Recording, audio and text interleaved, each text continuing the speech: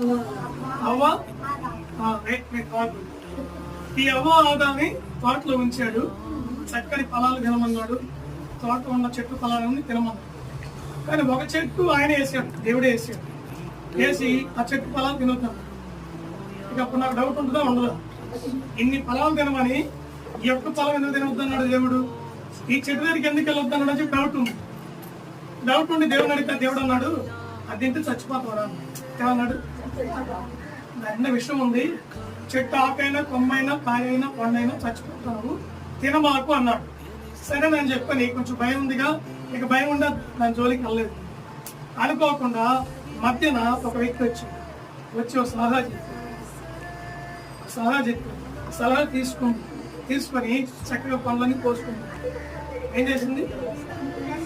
చచ్చావా అని అడిగాడు. ఏమడిగాడు? చచ్చావా అని అడిగాడు. స్తోత్రము కలుగునుగాక.